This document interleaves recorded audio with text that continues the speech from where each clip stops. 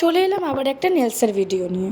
তোমরা সবাই শর্ট ভিডিওতে দেখেছো আফটার অ্যান্ড বিফোর লুকটা। এখানে আমি দেখাচ্ছি স্টেপ বাই স্টেপ আমি কী করে নেলসের উপর কাজটা করে নিয়েছি। প্রথমেই আমি নেলসগুলোকে কিউটিক্যাল কাট করে কিউটিক্যাল পোস্ট করে তারপরে নেলের এক্সেস অয়েলটা আমি রিমুভ করে নিচ্ছি। তারপর নেলসের যে ডাস্টগুলো ছিল সেটা আমি ডাস্টারের সাহায্যে ক্লিন করে নিলাম। তারপরে শেপ ওয়াইজ নেলসগুলোকে বেছে নিয়ে সেটাকে গ্লুয়ের সাহায্যে আমি আটকে দিচ্ছি।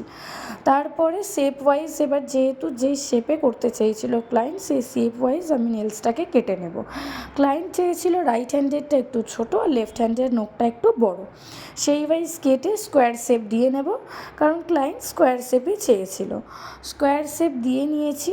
স্কোয়ার শেপ দিয়ে নেওয়ার পরে দেখো নখগুলো কীরকম লাগছে দেখতে।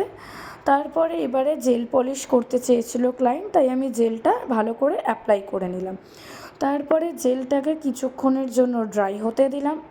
ড্রাই হওয়ার পরে এবার নেল পলিশের পালা। মিডিলে আরও অনেকগুলো প্রসেস আছেই।